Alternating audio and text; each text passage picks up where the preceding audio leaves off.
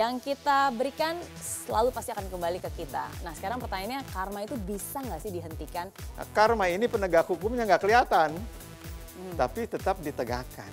Apapun yang kita pikirkan itu menentukan bagaimana kita merasa.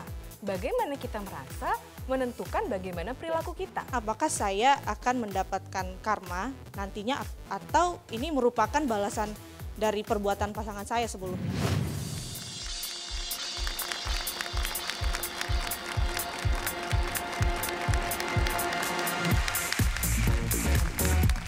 Selamat datang di I'm Possible. Senang sekali saya Mary Riana bisa kembali hadir untuk menyapa Anda. Setiap minggu kami hadir untuk memberikan inspirasi, motivasi dan juga solusi lewat tema-tema yang kami angkat setiap minggunya. Karena kami percaya tidak ada yang tidak mungkin, dari impossible jadi I'm Possible. Anda mungkin sering mendengar istilah karma. Ya, apa yang kita dapatkan saat ini adalah buah dari apa yang kita tanam di hari lalu. Baik dan buruknya yang terjadi di kehidupan kita saat ini pun berasal dari drama kehidupan yang kita lakukan sebelumnya. Nah, banyak dari kita mungkin nggak sadar ya bahwa kita telah melukai perasaan orang lain. Dan di kemudian hari kita pun mendapatkan balasan yang sama. Tapi apakah itu karma? Benar atau tidak sih? Karma itu ada atau tidak? Nah, untuk itu kita akan membahasnya malam ini di I'm Possible, drama berujung karma.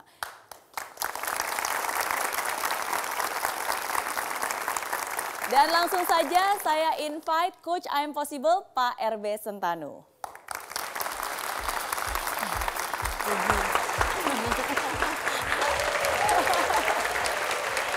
Thank you. Selamat malam Pak Nunu. Baik. Baik semuanya ya. Nah kita kan ngomongin tentang drama berujung karma. Zaman sekarang nih ya banyak orang tuh suka buat drama dalam kehidupan. Karena kan katanya hidup itu panggung sandiwara Pak Nunu. Yeah. Tapi mereka nggak sadar bahwa drama yang dibuat itu ternyata ujung-ujungnya ada loh yang namanya karma. Setuju atau nggak Pak Nunu? Jadi tentang karma itu begini, ya karma itu adalah sebuah konsep kehidupan. Ya, dari orang yang sudah mempelajari, sudah menjalani kehidupan, lalu dibacalah ada apa sih ya polanya, patternnya yang harus kita perhatikan agar hidup kita menjadi baik. Ya. So karma bicara tentang bahasa lainnya adalah balasan. Oke. Ya, jadi kalau kita melakukan sesuatu yang baik dalam hidup, balasannya adalah kebaikan. Nah, kalau yang kita lakukan tidak baik atau keburukan, maka balasannya adalah, nah itu pelajaran sederhana agar kita selalu berbuat kebaikan. So logiknya ada di situ.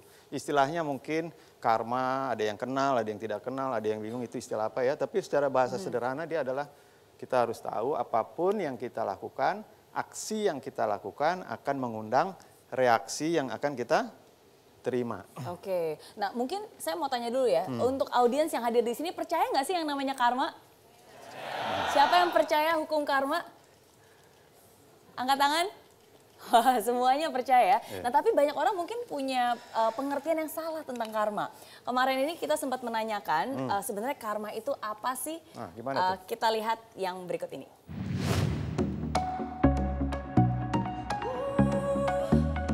Karma itu kalau dibilang orang sih kayak akibat dari apa yang udah kita lakuin. Jadi kayak kalau kita melakukan hal yang baik kita dapat good karma, tapi kalau kitanya ngelakuin hal yang jelek kita dapat bad karma. Apa yang kita lakukan nanti akan berdampak pada diri kita. Hukuman yang terjadi dari tindakan masa lalu. Balasan atas perbuatan yang pernah kita lakukan di masa lalu. Karma itu sesuatu yang terjadi akibat perbuatan yang kita lakukan di masa lalu. Karma itu adalah dinding pantul, jadi apa yang kita lempar ya kita bakal dapetin.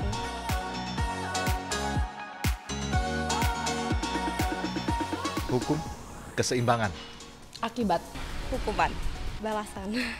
Sesuatu. Ya, satu kata untuk menjelaskan karma. Tadi ada yang bilang balasan, hukuman, akibat. Tapi ada juga nih yang bilang karma itu rasain katanya. Oh, Rasain loh gitu. Iya. Itu benar nggak sih pemahaman seperti itu? Ya itu biasanya ketika kita terima, terutama kalau yang lagi jelek ya, ya kita akan terima dari teman-teman atau dari orang yang tidak suka dengan apa yang kita dapat, atau yang senang melihat orang susah, maka kita akan dapat istilah rasain loh, atau biar tahu rasa. Jadi secara umum tadi semua jawabannya baik ya, semua bagus gitu ya, pemahamannya. Cuma memang setelah untuk acara ini saya juga coba lakukan survei kecil gitu. Jadi memang sekarang ini di kalangan anak muda rupanya karma itu artinya lebih ke perbuatan yang atau sesuatu yang buruk yang menimpa pada seseorang. Ada juga pengertian itu. Nah itu mungkin yang perlu kita luruskan bahwa karma itu ada yang buruk atau balasan itu ada yang buruk sesuai hukumnya, tapi balasan itu juga banyak yang baik. Dan karena dia berupa hukum, seperti di hidup ini kan semua ada hukumnya ya. Ada hukum Archimedes tentang air, hukum gravitasi, ya kan, dan hukum kekalahan energi. Nah nanti ada hukum sebab akibat atau karma. Jadi percaya nggak percaya, tapi hukum itu akan terus berlaku. Sama aja kayak gravitasi, percaya atau nggak percaya ya kalau benda dilempar dari atas pasti jatuh ke bawah. Seperti itu, karma juga seperti itu ya Pak Nunu? Iya, nah mungkin yang membedakan antara gravitasi yang lain dengan hukum karma, ini waktunya kita nggak tahu. Nah coba kita semua aja pegang tangannya seperti ini. Dielus-elus? Nah dicubit dulu. Dicubit, rasanya apa? Sakit. Nah, perbuatan kita yang seperti ini namanya kita nggak tahu lah apapun itu sakit. Langsung kita bisa rasakan sebagai sesuatu yang buruk. Nah, sebaliknya coba elus-elus sebelah temennya. Nah, rasanya dielus-elus gitu ya sama ibu, sama teman, sama pacar kali ya. Itu rasanya gimana? Enak. Itu langsung ya. Kita elus sendiri enak langsung, karmanya bagus. Ya, kalau kita cubit karmanya tidak bagus. Langsung direct kalau kita lakukan pada diri sendiri. Makanan yang nggak sehat kita makan, langsung terasa ya keburukannya dan lain sebagainya.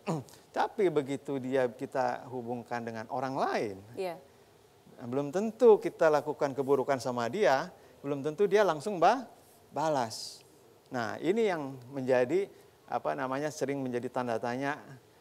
Ketika dia datang balasannya karena kita perbuatan buruk, kita bingung, gue salah apa sih gitu ya, dan lain sebagainya. Aku kan nggak apa-apa sama dia, tapi dia ternyata pernah melakukan hal yang sama, bukan sama dia, tapi mungkin sama orang lain. Jadi kalau pada diri sendiri sifatnya direct, pada orang lain dan lingkungan itu sifatnya indirect. Indirect dalam arti bisa kapan saja dan lewat siapa saja. Tapi untuk memahami lebih jelas hukum itu bekerja, mungkin saya juga punya alat bantu lah ya untuk untuk sudah dipersiapkan ya. Thank you. Mungkin kita semua punya tempat seperti ini ya, pajangan, ya kan? Dan kita tahu bagaimana dia bekerja. Ya kira-kira seperti inilah, sesuatu yang kita lakukan kepada sesuatu, maka dia akan kembali kepada dirinya. Apa yang kita lakukan akan kembali terpulang pada diri kita. Apakah itu baik ataukah itu buruk?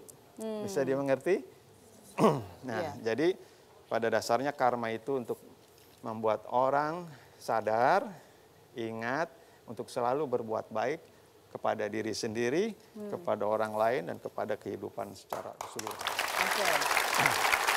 Membuat setiap manusia bisa lebih berintrospeksi diri ya, karena apapun yang terjadi itu mungkin karena akibat dari hal-hal yang kita lakukan juga terhadap sekitar kita. Ya. Tentang ini mungkin dia langsung kita bisa lihat, tapi energi yang mendorongnya kita tidak bisa melihat. Tapi hukum itu ada. Nah hukum itu ada yang menegakkan, namanya penegak hukum.